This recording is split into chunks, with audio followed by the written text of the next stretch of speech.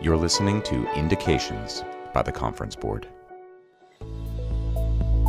Welcome to the Conference Board's Indications podcast. Indications is a public podcast featuring our global roster of thought leaders. Topics range from economic growth and competitiveness to human capital, governance, sustainability, and more. Each episode is a serious conversation grounded in data and insights that will keep you ahead of the curve in a turbulent world. I'm Steve Odland, the CEO of the Conference Board, and with me today is Lynn Franco, the Senior Director of Economic Indicators and Surveys at the Conference Board. Lynn, welcome. It's always great to speak with you. Great to speak with you too, Steve. Thanks so much. And today we have the new Consumer Confidence Survey, which has just broken, and looks like consumer confidence dipped just a little bit in February following a decline in January. Tell us more about what's happening.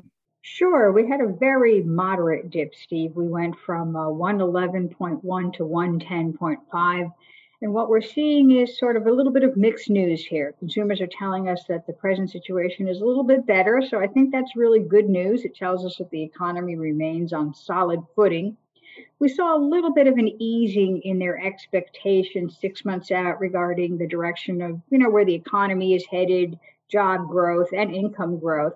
And part of this, I think, is we're coming off very strong growth in Q4. So it's natural that we slow down a bit to more sustainable rates.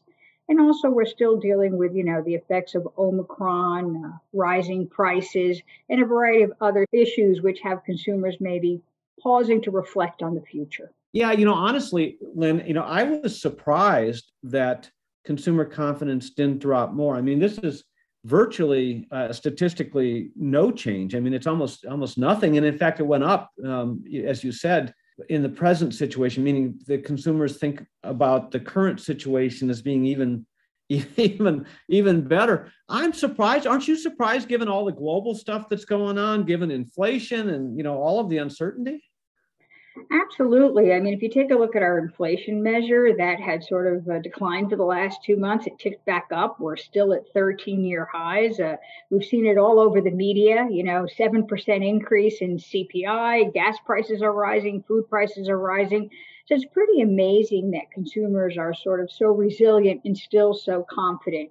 And I think a lot of that has to do with employment. That's sort of offset at least some of the negativity from rising prices. And it's been sort of the pillar of support for consumer confidence over the last several months. And so I think as the job market goes, so goes the consumer. Yeah, and you would expect that inflation would be chewing up a greater portion of people's take-home pay. And so you would expect them to be a little more negative. But in fact, it looks like buying intent, while they dipped just a little bit, it wasn't too much. What does that mean in terms of its potential impact on the U.S. economy? I mean, what we're really expecting here is growth and consumer spending in particular to slow somewhat in Q1. Again, this is relative to Q4 where we were growing way too rapidly, right? It was just not a sustainable pace. So we're going to see some easing in Q1. Some of that is due to Omicron, right? Which I think was a bit more challenging than originally anticipated. But then we expect growth to pick up in Q2 and also consumer spending and sort of stay at these more sustainable rates, which is, hovering around 2.5% to 3%. Yeah, but it's interesting when you look at the intent to purchase some of these large dollar purchases like cars and homes. You don't see a big drop off. You see, pretty high numbers here with intent to spend money. So it looks to me, I don't know if you agree, but it looks to me like inflation is not bothering the consumer too much yet. Not yet. And even with interest rates around the corner, right? So we've got some hikes expected. It's not really sort of deterring consumers. It's not taking a bite out of confidence. It's sort of baked in already. And as we saw from numbers earlier today, housing remains relatively hot. So despite the uptick that we've been seeing in mortgage rates, we're expecting a pretty solid year for the housing market as well. So there's a willingness to spend, there's an ability to spend, and we saw with the retail sales figures, there's spending that's taken place. Well, and of course, Economics 101 tells us that price is a function of supply and demand. And so demand is remaining relatively steady, but supply is way down. I mean, you still see automobile supply due to the computer chip shortage being way down. You see the number of homes on the market being way down. So as supply continues to be constrained really across almost every category you can think of, that really, puts, a little bit more pressure on demand, doesn't it? Because people want to get ahead of increased interest rates for financing, and they still need their stuff that they haven't been able to get. Absolutely. So I think, the demand there is going to stay pretty high. And we see in our CEO confidence sort of the flip side of this, right? Where there the environment is a little bit much more challenging, and CEOs are much less confident due to a lot of these supply issues, due to a lot of the, price hikes that they've seen over the last several months or the last several years. And also, with inflation, with interest rate hikes around the corner as well. So it's almost two different set of confidence levels here. We've got diminishing confidence among CEOs and pretty stable and strong confidence among consumers. Yeah, and while intended vacations have slipped a little bit, which is an important thing to look at because the travel industry and the leisure industry is important. It slipped a little bit, but one of the places that they for sure are not going is Ukraine, and the seriousness of the geopolitical situation has to weigh on this. What do you think the impact of the Russia-Ukraine situation is on these numbers? Was this just too long ago to have any impact? Well, first, I'd like to discuss the vacation intentions. I think that may pick up a little bit now that we've really seen sort of hopefully the worst of Omicron, right? So I think some of the travel news, especially over this last holiday weekend, was pretty positive. So it looks like, consumers are returning to the roadways and the airwaves. So hopefully we'll see a pickup in vacation intentions. The geopolitical situation is another matter. I mean, we're already seeing, prices ticking upwards at the pump. So that's obviously going to impact consumers that are less affluent versus the most affluent consumers, right? Because they're on a budget and they're going to have to make some tough choices if we continue moving in this sort of upward direction. We've seen volatility in the financial markets that tends to impact your more affluent consumers. So we continue to see that. We could see a little bit of hesitancy amongst those. And then it remains to be seen just what some of the other fallout may be as the situation sort of unfolds over the next several days and weeks. Yeah, you mentioned the household affluence. If you look at the consumer confidence numbers by income, clearly as you go up the income scale, the confidence goes up. And in fact, at the highest levels of income, consumer confidence actually ticked up in February versus January. So it looks like the younger people are, and the more wealthy they are, the more confident they are. Talk about those dynamics. Well, absolutely. I mean, I think income-wise, we've always sort of seen this tale of two consumers. So you take a look at sort of the less affluent are going to be much more susceptible to any price hikes, right? So if you've got a choice between putting, gas in the car to get to work or, going out to dine, you're going to cut back on your discretionary spending, right? So you have to take care sort of the basic necessities. That's less of an issue when you get into the more affluent income groups.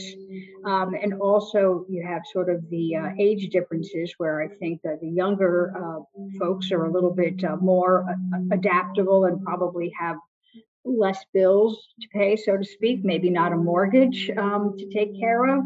And you have your older folks who are probably a little bit more, maybe more restrained by, budget issues, maybe retired as well. So I think you have a lot of dynamics here, both in terms of income and in terms of the sort of the demographics and the age at play. Yeah, really good insights, because when people are on fixed incomes, whether that be from assistance or from in retirement on pensions and so forth, you do see the buying power erode, with the levels of inflation that we're seeing. And so therefore consumer confidence obviously follows that. The other big set of data that you track, Lynn, is are the regional data. Anything significant pop out at you in the regional data? I think we take a look at the regional data, and actually, if we drill down a little further into the state data, last month we had 5 out of 8 states where we had seen declines.